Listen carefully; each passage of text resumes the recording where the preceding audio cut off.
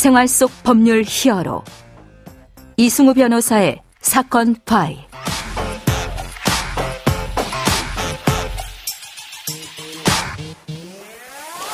안녕하세요. 사건 파일 이승우 변호사입니다. 각종 사건 사고에서 여러분을 구해드리겠습니다. 오늘 열어볼 사건 파일은 범죄 방조 관련 사건입니다.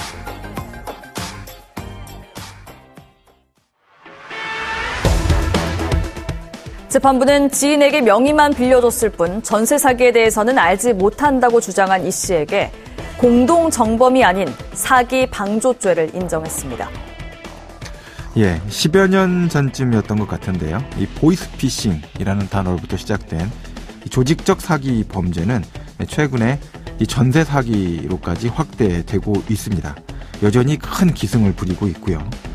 자, 이에 대해서 이제 검찰청에서는 범죄단체 활동죄, 범죄단체 조직죄 이런 죄목들을 추가로 적용해서 강력하게 처벌을 하고 있습니다.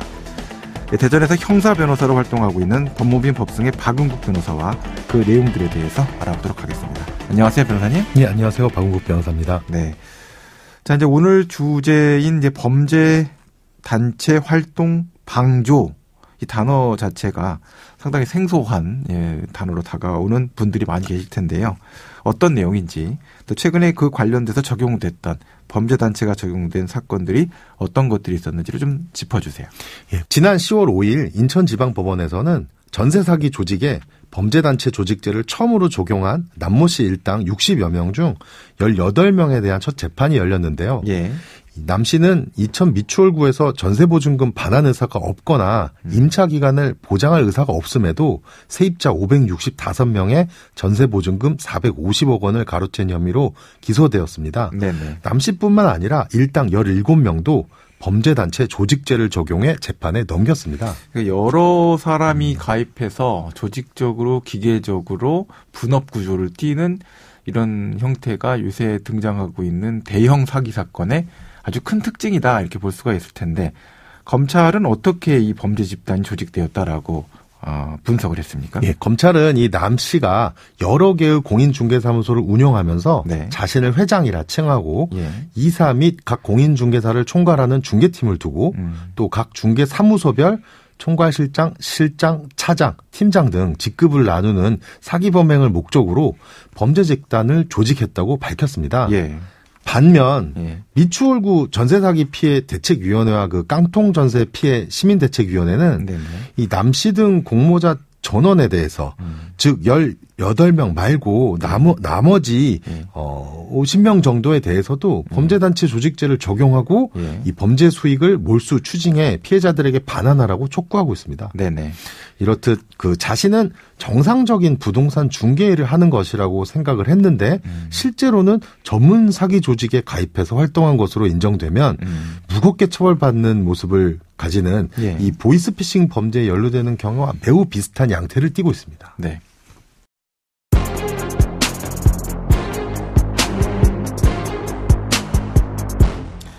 자, 이제 보이스피싱 범죄하고 전세 사기죄에 대해서는 아마 이제 청취자분들께서도 금방 그 개념에 대해서 이해가 되실 거예요. 자, 그런데 이게 범죄를 목적으로 하는 단체를 만들면 이게 범죄단체 활동죄, 활동 방조 뭐 이런 것들이 인정이 되는 것인지, 어떻게 해야지 죄가 인정되는 것인지가 좀 잘 이해가 안 되시는 분들이 있을 겁니다. 사기죄의 경우에 어떨 때 이 범죄단체로서 또 추가적인 그런 죄명이 붙게 되는지, 이 부분을 좀 설명을 한번 좀 해주시면 좋을 것 같습니다.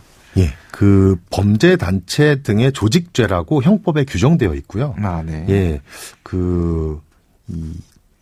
사형 무기 또는 장기 4년 이상의 징역에 해당하는 범죄를 목적으로 하는 단체 또는 집단을 조직하거나 이에 가입 또는 그 구성원으로 활동한 사람은 그 목적한 죄에 정한 형으로 처벌합니다. 예. 예. 그렇다면 어떠한 범죄, 즉 그 사기 범죄를 저질렀을 때는 그 사기죄로 처벌을 받는데요. 예. 그러한 사기죄를 목적으로 하는 단체를 조직하거나 가입 활동한 사람은 범죄 단체 등 조직죄로 또 처벌을 받게 되어서 더 무겁게 처벌받는다는 것입니다. 그러니까 사기죄 행위를 하는데 혼자서 하거나 그냥 뭐 한두 명이 했으면 그냥 사기죄, 뭐 공모했구나, 뭐 이 정도인데 그게 아니고 여러 명이 조직적으로 분배를 해갖고 분업 구조를 만들어서 단체화됐다. 이렇게 된다면 형법 114조에 정하고 있는 범죄단체, 범죄 목적, 사기죄라는 사기 범죄를 목적으로 하는 단체가 된다. 구성하고 그에 해당되는 내용은 별도로 또 처벌을 한다. 그렇습니다. 이런 말씀이신 거죠. 네, 그래서 대표적인 범죄 단체로는 우리가 영화 속에서 보는 조직폭력 단체가 있고요. 예. 최근에는 주로 보이스피싱 사기 조직이 이러한 범죄 단체 조직 및 활동죄로 추가로 강하게 처벌받고 있습니다. 그러면 이제 그 조폭 사건에서 보면은 계보도 만들잖아요. 예. 무슨 파. 뭐 그렇습니다. 하고. 그럼 이것도 그렇게 계보들을 다 만들어서. 그래서 검찰이 남 씨는 총책, 예, 회장, 중개사는 또 이렇게 담당 역할들을 조직도가 다 나오겠군요. 그렇습니다. 조직도를 만들어서 해당되는 내용에 따라서 조직 구성에 따른 책임과 분배가 있었다라고 예. 보겠군요. 그리고 이러한 활동을 도와주면 이제 방조죄로 처벌되는 그렇군요. 것입니다. 그런 조직을 또 도와주는 예. 경우에는 이제 방조가 적용된다. 자, 이제 오늘 주제와 관련된 실제 사건을 이제 직접 담당하셨는데 어떻게 진행된 사안인지를 좀 설명해 주세요. 예, 여러분의 애인이 그 사업에 필요하다면서 여러분의 명의로 법인을 설립해 줄 것을 부탁하면 들어주실 것인가요? 고민을 많이 하시겠죠. 네. 예, 저희 의뢰인은 그 애인이 부탁했지만 불안해서 안 해줄 거라 했는데 예. 애인이 계속 부탁하면서 통장을 만들어주면 예. 돈도 조금 주겠다고 하고 예. 정말 문제 없는 거냐고 물었을 때 그렇다. 무슨 일 안 생길 거다. 자기가 사업을 하는데 필요해서 그러니 만들어 달라라고 부탁을 하니 예. 결국 어쩔 수 없이 만들어 주었던 것입니다. 믿고 줬겠죠. 예. 네네. 그렇게 법인을 설립하는 과정에 애인의 친구 도움도 받았고 그랬는데 나중에 알고 보니 예. 애인과 그 친구들이 이 전화 금융 사기 및 범죄단체 조직 활동죄로 처벌받게 되고 예. 또 애인과 헤어졌지만 결국 자신에게는 강도 높은 수사가 시작된 것입니다. 그러니까 자기 명의로 되어 있는 법인과 법인 계좌들 뭐 이런 여러 가지 것들이 다 보이스피싱 범죄의 범죄단체 활동에 사용됐다 이런 얘기신 거죠? 그 법인을 설립하고 계좌까지는 만들어주지 않았는데 네네. 개인 계좌를 과거에 빌려줬던 적이 있었고 법인을 또 설립해서 도와주려 했었고 네. 이런 또 뭐 여러 정보들을 전달해 준 적이 있었는데 그것이 네. 모두 범죄단체 활동 방조 또 사기 방조라는 혐의로 강도 높은 수사가 시작되었던 것입니다. 네.